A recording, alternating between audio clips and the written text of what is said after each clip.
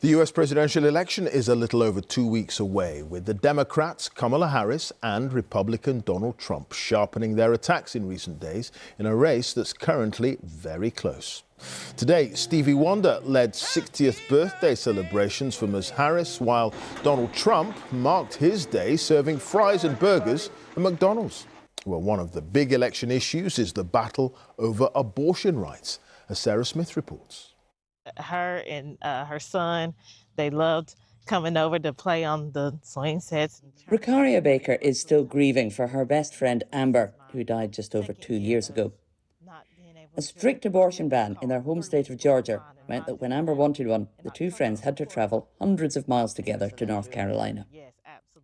5 days later, Amber was hospitalised with complications and deteriorated over 20 hours before she died in surgery. A recent review found her death was preventable. Had doctors treated her sooner, she would have likely survived.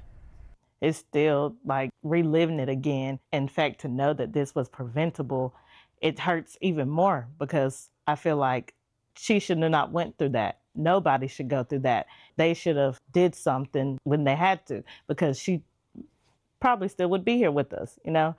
And it's still hard. It's still hard. Reliving it every day is still hard. We will speak her name, Amber Nicole Thurman. Kamala Harris is now featuring Amber's case as she argues for nationwide abortion rights. I'm Kamala Harris, and I approve this message. Glory be to the Father, and to the Son, and to the Holy Spirit. In Arizona, abortion opponents are campaigning against a measure that would enshrine the right to have an abortion in the state's constitution. Voters are being asked to decide that on Election Day, and it is causing heated debate right here on the streets.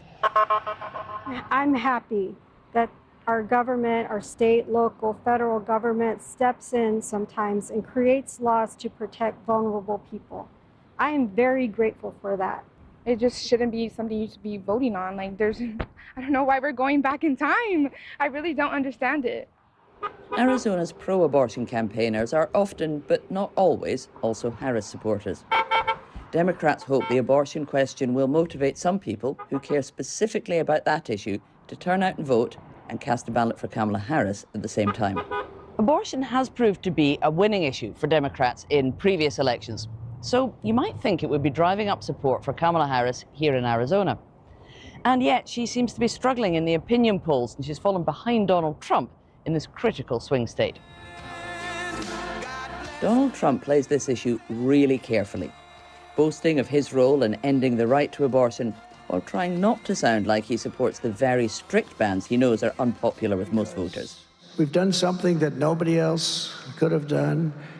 It is now where it always had to be, with the states and a vote of the people. Hey, girl, I miss you so much. I love you. Ricaria never imagined she or her friend Amber would find themselves right at the heart of a major political debate.